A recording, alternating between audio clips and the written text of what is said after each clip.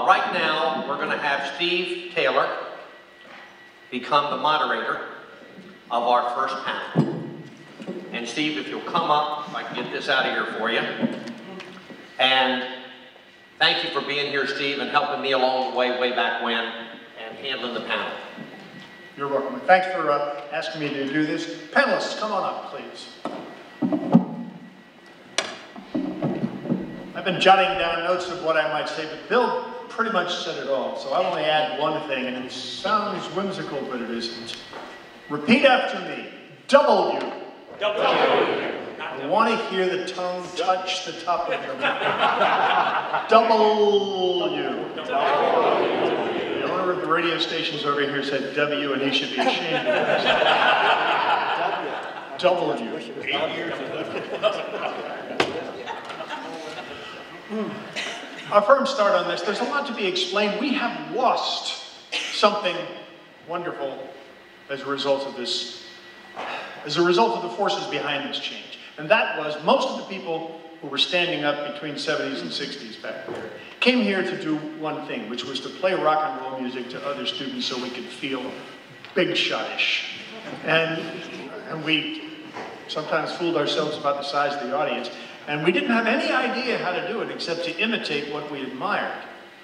That's what Bill's talking about in a somewhat in a UVA way. If you want to imitate something you admire, you do the necessary research, but then you just do it. Those of you who are making videos of these events today, what I admire about you and what is the WUVA spirit is that you're just doing it. The few of you who went out into the middle of the unpleasantness last month on the grounds, shoot it. I don't know how to cover a story like that, but let me tell you something. Experienced reporters don't know how to cover stories like that either. What you do is keep your eyes open and do the work and then make a story out of it. You are doing that, and that was what we did. The only thing you have to accomplish is that we need a new word for what's up the street. You can't call it the station anymore. And I've asked a couple of people, what are you going to call it? They said, WUVA News, WUVA Online. They're giving us the official title. We need something else. Work on that. It will emerge. Any idea what it's going to be? Because what we've lost is the idea of a radio station. That doesn't seem like a big deal to a lot of you, but it seems like a big deal to the rest of us. But we have to admit, I don't know anybody younger than me who listens to radio. Up until a year ago, I was working in it, you know. But I devised what I call Taylor's theory of broadcasting years ago when I accidentally cursed on the air. Started the next record, dove under the table, waited for the general manager's phone call, and the phone never rang. So Taylor's first law of broadcasting is nobody's listening, it doesn't matter. That's probably still true. But because the model, which they will tell you more about, of a radio station done by students for students, reflecting students' interest, became impossible, we could either go away or find something else to do. These men have found something else to do. And to begin the presentation, I'll bring up Richard Marks with let me say, with the possible exception of Martin Hayden, who founded the station, no one has done more for WUVA in its history than Richard Marks.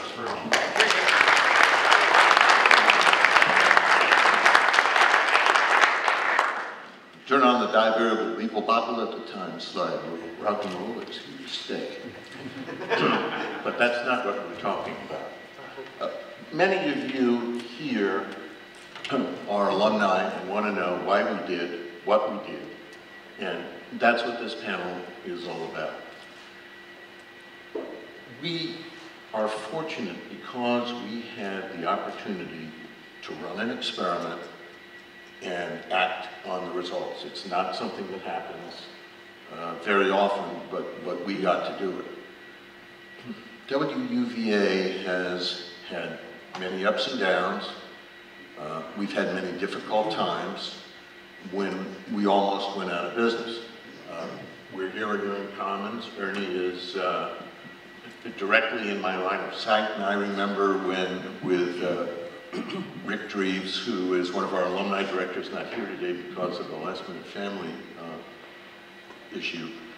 But we spent hours, day after day, in Ernie's office, trying to figure out how we could deal with a crisis, which at the time was caused by our friends and colleagues over at the Cavalier Daily, and it almost sunk us. And that's just one of the many stories that we have to tell.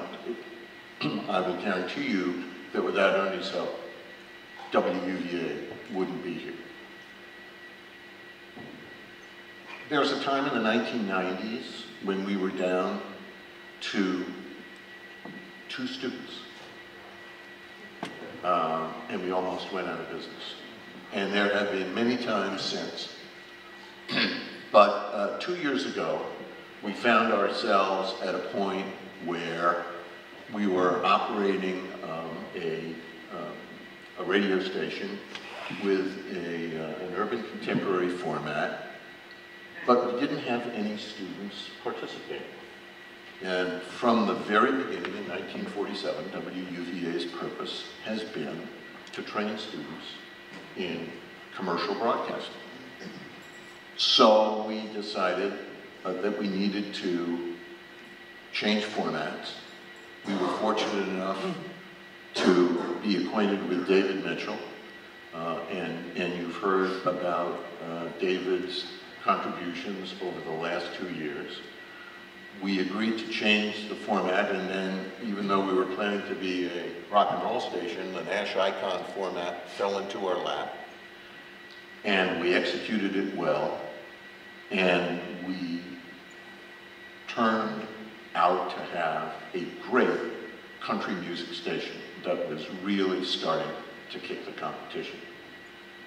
And then we analyzed where we were.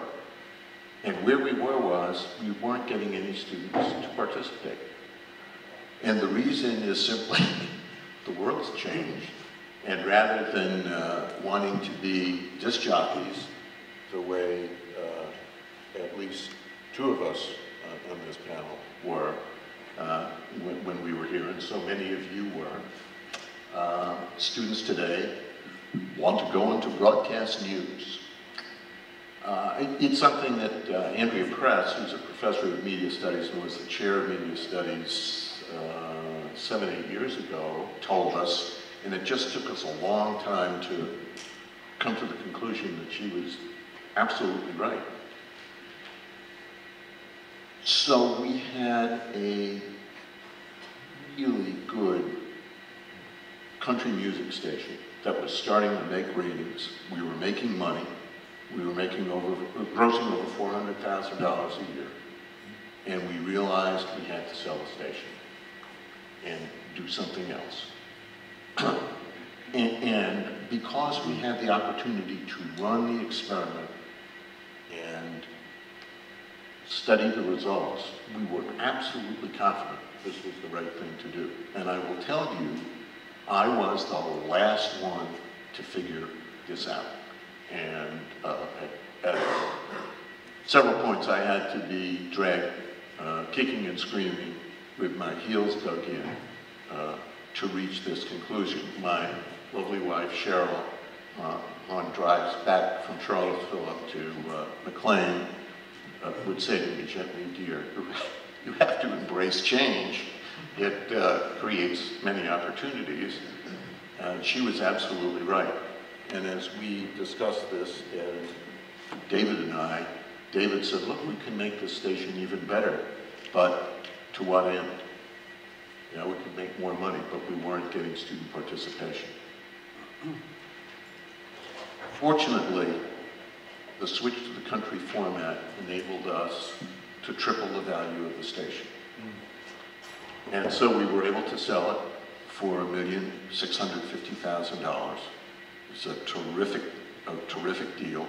We'd long recognized that we could sell the station if we had to.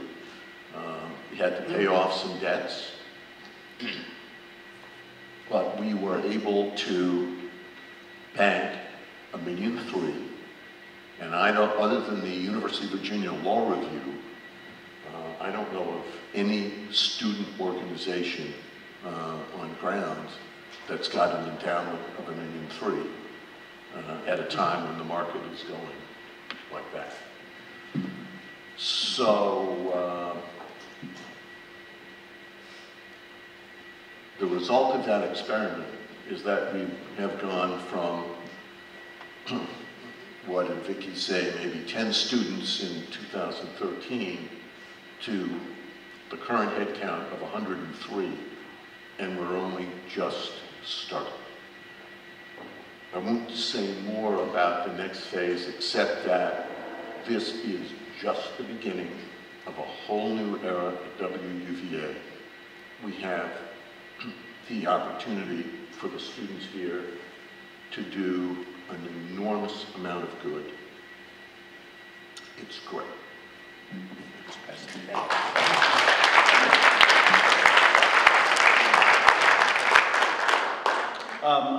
I think Richard covered most of it. I'll expand on a couple of things. First of all, I got to WUVA. Well, let me back up a little bit. I was born a month before Bill got to WUVA, which may be more to the point. And I think Bill's soliloquy about the value of WUVA applies to radio, it applies to digital, it applies to what we're doing now as much as it did to him back in 1953. The principles on which this media company is based in terms of driving student enthusiasm, imbuing responsibility, giving you the skill set to get a job, whether in media or other places, is really no different than being just in radio. And I think doing nothing was an act of self-destruction. And I reviewed my remarks last night when I got back after drinking wine with one of our former presidents from the 60th, 10 years ago. And my message then was, oh my God, we're undergoing a radical transformation. We have loyal students, but we don't have enough. We have suffered financially for years, and we have to think about changing. And then we had another banquet in the 65th, and I looked at my notes, and we had just started a digital operation, and it had renewed enthusiasm, but not for the radio side. And then as the three of us discussed what was happening and realized that even though we had relaunched the radio station, we were getting the revenue that we expected more or less, but we weren't making enough to really change the game, and we still didn't have any students. And so, but the students, there were some students over on the digital side.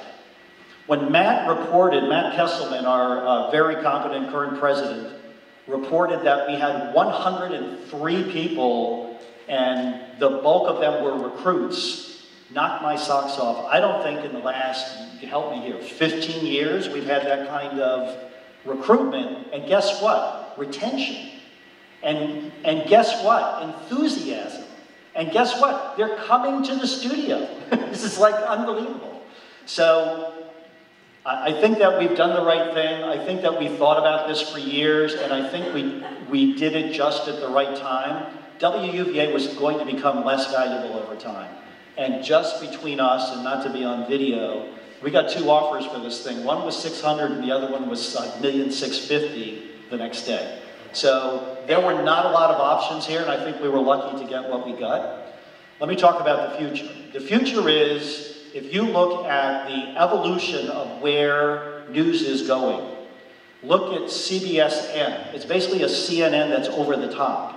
Look at Newsy, launched by the Sinclair stations. It's basically a CNN over the top. It's starting to be distributed by some cable systems now. You don't have to be in TV to be TV anymore. We did a couple of Facebook Lives, thanks to the extraordinary efforts of the current team. Although I told Wyatt he should be doing his class Facebook Live. I'm not sure he likes that. But we have the ability, think in 5 years, you could be properly staffed, you could be a TV, you could be an all-news network. Or you could be an all-news network in the morning, or you could be an all-news network during the day. We have tremendous upside. The form is evolving. I saw it for 33 years at NBC. It was broadcast, it was cable. Then we started Hulu. Then we started a bunch of our own cable networks with Microsoft. Now it's over the top. We have, this is something that we can do. And, you know, video has enthused the students. The sense of commitment is different than I've seen in decades, and I am surprised myself how well this is going. And honestly, it's going this well because of David, so I'll hand it to him.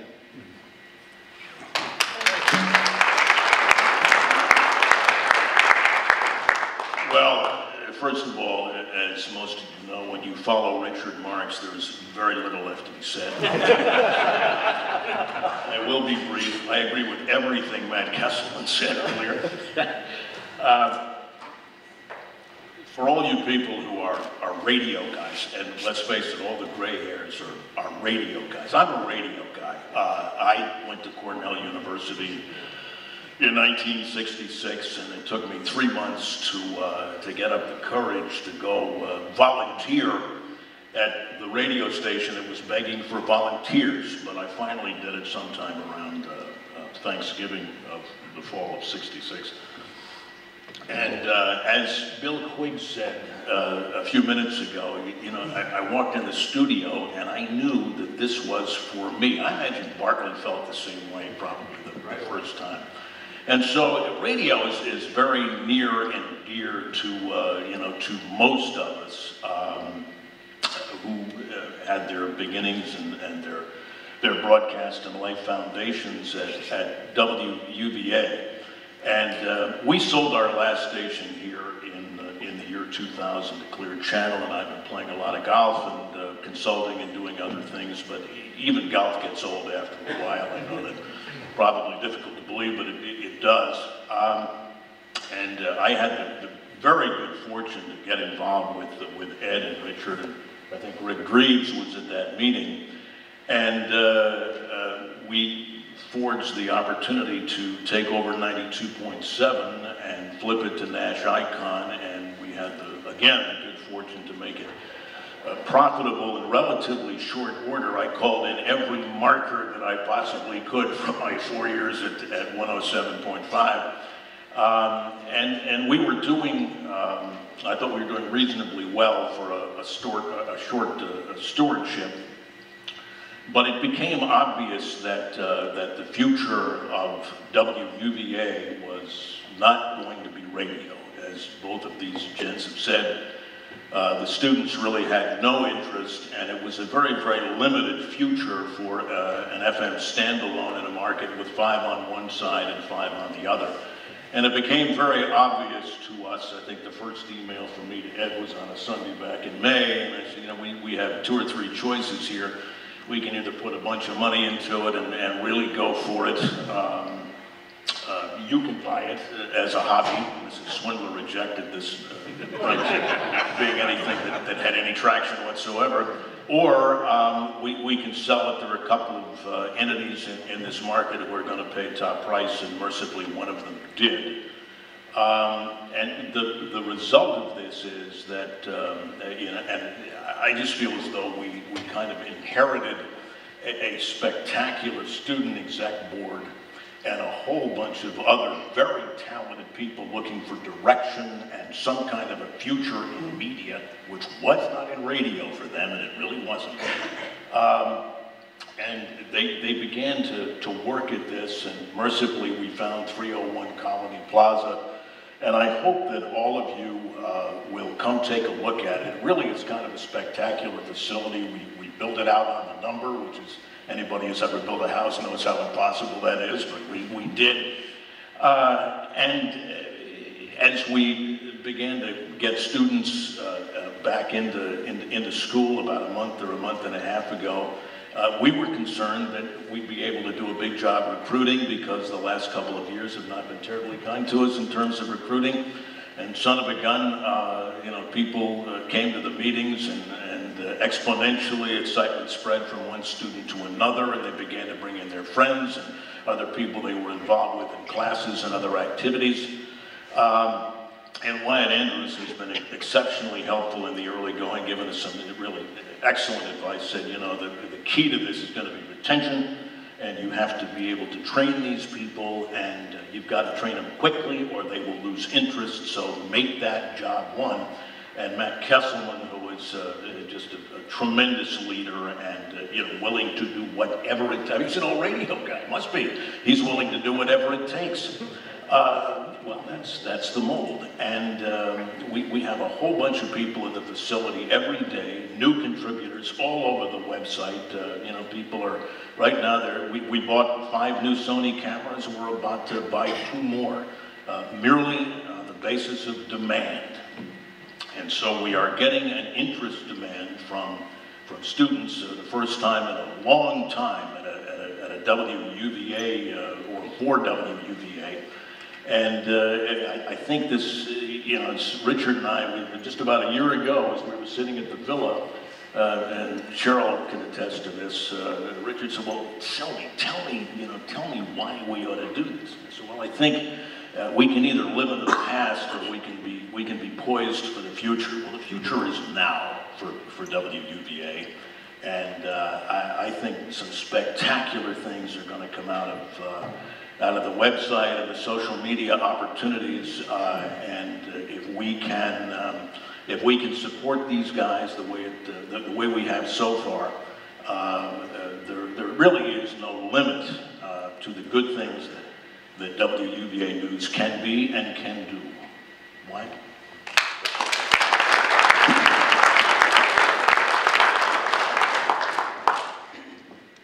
So everyone, thank you, Steve and other panelists, for all of your comments. I'm going to try to add things that don't pile on, but I do see a lot of valuable themes that should be seized on, because this is a wonderful moment for all of us. I mean, good Lord, going back to the 1950s, and now I see tables back there full of eager newbies, many of whom I've met, some of whom I've not, but I will solve that. It's a great moment for all of us, and I really think that when we thought of this panel, we thought that the whole idea of selling off the radio signal was going to be a tough sell. I'm not reading the body language out here that this is a tough sell. You get this, but that said, one of my favorite movies was a Danny DeVito movie from the 80s, and it was called Other People's Money. And he was playing a typical Wall Street raider of a Connecticut company that made some kind of high-end steel cable, but you know the economies of the time weren't right for steel cable, and he was going to come in and he wanted to buy their real estate and infrastructure. And there came this moment of shareholder meetings, where Gregory Peck was the family owner, and they had proudly made steel cable for 40 years. And Danny DeVito just looked, he just gave that cold stare, hedge fund dude stare into the audience and said, I'm sure somebody 100 years ago made a great argument for a high quality horse and buggy. And I'm sure it was a compelling argument, and it was a wonderful family that made spectacular horses and buggies. And so that's where we are right now. We are all buying into the fact that we have to train those eager students out there into the 21st century communication skills that we need. One of the joys I've already had here is seeing Dick Bartley. And let me tell you why I say that, because Dick and I are the same WUVA generation. And Dick, I have no reason to do this, but I will. If you didn't know this at the time, all of us were in awe of Dick Bartley, because Dick was, if you never heard Dick's radio show, it is your loss as a human being. All right, because Dick is that good with rock and roll music and how to introduce music, the combination of background narratives. I don't mean to completely digress, but the cool thing about our generation of WUVA was that we all knew it at the time. You'd hear Dick on WUVA when 12 people might be out there listening to Dick's awesome college level talent and my not so okay news talent, right? We knew no one was out there, but we held ourselves to such high standards by the emulation that Steve was talking about. We didn't care. People showed up on time. People took assignments, right? And you got in trouble. That was the culture of WUVA back in the 1970s. You didn't even think about missing your radio shift, right, Dick? You wouldn't even think about missing your news shift. So we're slowly but surely trying to bring back that, and have labored for decades to bring back that professional culture. I see it in the eyes of these young people that we're not months away from that, we're weeks away from that. And that's awesome. That's awesome. Let me tell you just a little bit about what I also like about all this is that embedded in all these stories is that, you know, is it great that we graduated news people and nationally syndicated DJs, and there are a lot more people in the news business than I am, and a lot more people in upper management and broadcasters like Ed, lots of them out there, but the common denominator here is that WUVA never cared about being those cool people that other folks have described. We knew it was all about the student experience. We were always focused on the student experience.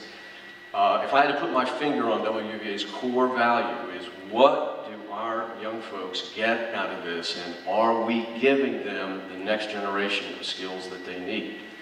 So in the position that I'm in, now I have this great hybrid area of responsibility where I'm a proud WUVA alum. When WUVA is being reinvented, it has 100 dedicated people, 60 of whom I'm told are brand new recruits, and I'm one of two professors in the Media Studies Department who teaches hands-on news reporting. Let me tell you why that's very important. First of all, the big picture. What we are doing in Media Studies and in WUVA is we are teaching these young people the right way to do news. Sources will be found originally. Our students are not going to Google something and rewrite it. Okay, we're going for original sources. We are going to be comprehensive in our approach. We're going to look for every voice out there who will speak to us.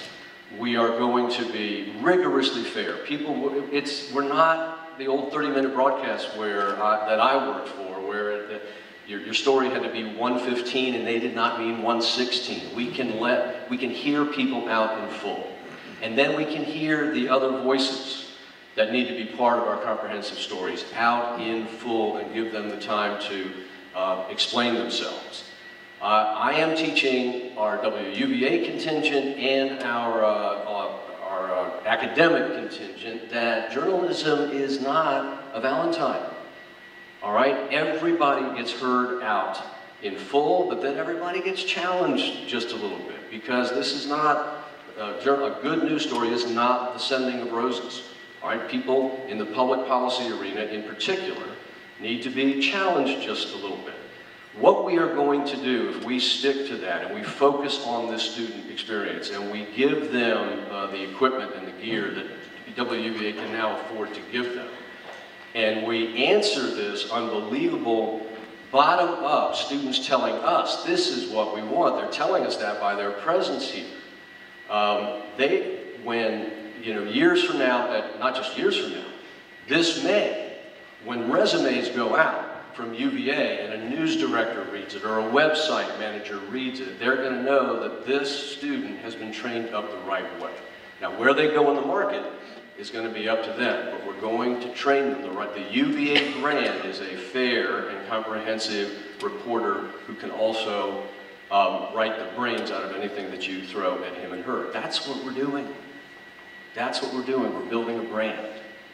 And because my student numbers are capped at 20 per journalism class, right? And that's going to be about it. We are going to be a liberal arts school that dabbles in the hard practice of news reporting, right? That makes the other 80 students per year who are not in my journalism class, that makes WUVA an absolutely essential adjunct to what we're doing on the academic side in media studies. I mean, WUVA is no longer a bug of the system, it is a feature of the system, it is complementary. This is going to work, we are building a brand, and you're going to be proud of who comes out from third year into spectacular internships, and from fourth years out into jobs. This is going to happen. Thank you. Steve.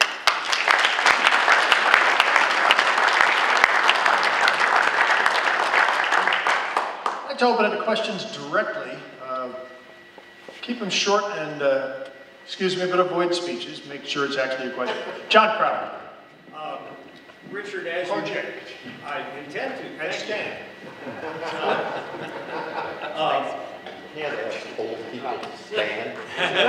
He's younger than I am. I think he just complimented me. I'm not old. I'm Stan. Thank you. Richard, during the period when we applied for the construction permit for the open air FM, one of the things that happened was that Rick Dries investigated a number of other student-operated stations around the U.S. There were only a few. I wondered if any of you happen to know, and I admit, obviously you all have spent a great amount of time on this need for transition that you just described. And you described the process of getting there, and as you said, you had to be dragged in certain cases. Did any of those other student-operated stations go through a similar transition here in, say, the last 10 years or so? Yeah, I think at the time, Rick did a master's thesis on this topic. I believe he identified 6. I think there's 6 or 7. 6. One of them leased out their license for 20 years. I believe Cornell was pulled out of the fire by Keith Oberman, who contributed a few million. Brown University, about 6 weeks ago, remember, Brown is in Providence, Rhode Island, and for those of you who were not at the board meeting this morning, they sold their station for $5.6 million, but they have suffered. One of the people on the board there apparently tried to get a job for me at NBC one day, and I didn't give it to him, but he called me anyway, and he said, students aren't interested, we're financially unstable, and this is going to hell in a handbasket. So they sold it. They're trying to figure out what their next gig is, and in fact, they're going to talk to Matt Kesselman and see. And then there are other stations, I don't know the fate of the other stations, but college stations nationwide are being sold. Vanderbilt sold there. They're just being sold because of a combination of lack of interest in those that are supported by the universities. It's simply not a top priority anymore. So I think that, look, we may have waited too long. I think, you know, it broke my heart to sell the station, but we knew definitively with 10 years of experience looking at this that there was no option. And we're clearly in a better place today. We have a trajectory. So I just think this era is over. We have to recognize that it would have been irresponsible to do nothing. Let me just ask Ed. It's a very fast question and a very fast answer. What would have happened if we kept the station? We would have gone bankrupt. Now here's the issue. The student newspapers have a different issue because, and if any of you have gone to my favorite website ever, Newspaper Death Watch. It's great. You see how tragic it is, and there's wave after wave after wave after wave of layoffs, and it's hurt the journalism. It's particularly hurt local journalism. The Cavalier Daily is certainly having financial problems, and I'm not going to speak for them, but I think that their trajectory is different, and the reason is they don't have anything to sell. We have $1.3 million in the bank. It's earned $50,000 in 4.5 months. It probably takes $60,000 or $70,000 to run this operation if we're not buying a lot of equipment all the time. And we don't have to worry about money. Do you know how focused that makes us? It's really wonderful, right? So I think that as newspapers go onto websites, as convergence happens, everybody's doing print and video, and it's all becoming the same business, but we're much better qualified to do it over the next few years. And that's my answer. Let me get a follow-up question first, Dave. It may be obvious to most of us, but just to nail it down. What did we have that was worth $1.6 million? I'll do that. Look, in the period 1972 to 1978, we put in a tremendous amount of sweat equity. I don't want to go through all of the FCC procedures, but we had to find a frequency, which is a big engineering job. You have to go through an FCC rulemaking to, the phrase is, drop the channel into Charlottesville. Then we went into a 4-party comparative hearing. I was a new associate at a big law firm, and I went to my senior partners and said, I want to do a comparative hearing, a 4-party comparative hearing, which is like a trial at the FCC, pro bono. And they gave me a look. But they eventually let me do it. And Bill Gentry, who is not here today also for health reasons, did a remarkable engineering job, also pro bono.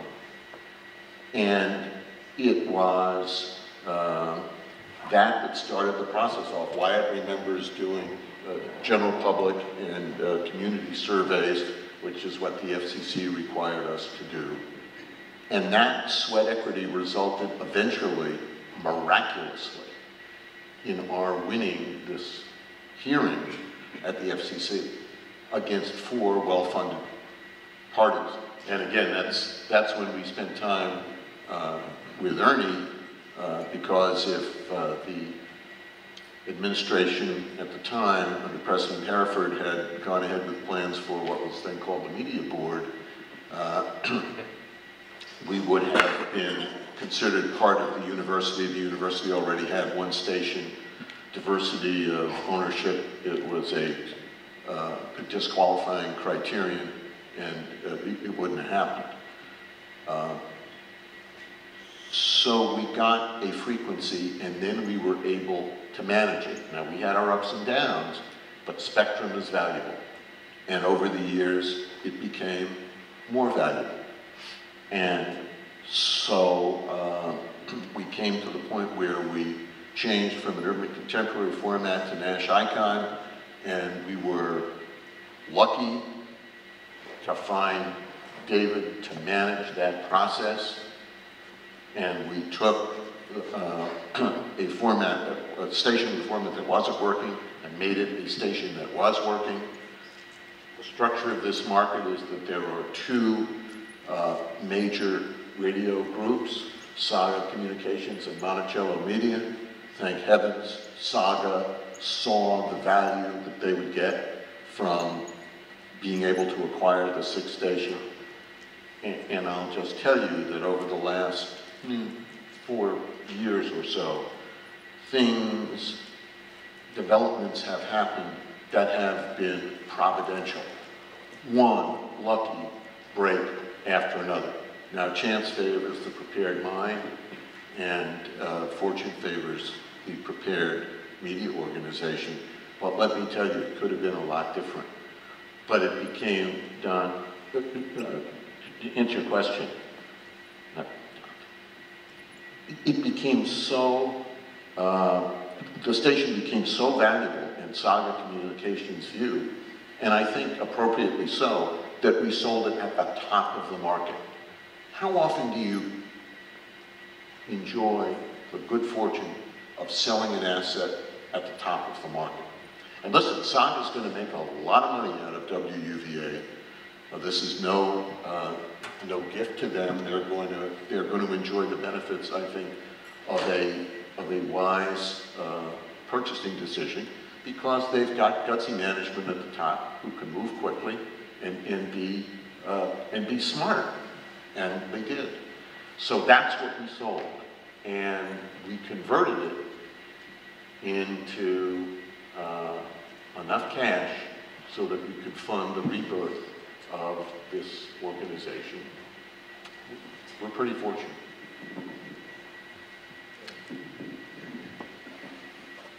Man has been my mentor for half a century, but he forgot one word: a license. That's what we sold. That's what I was looking for in the follow-up sentence.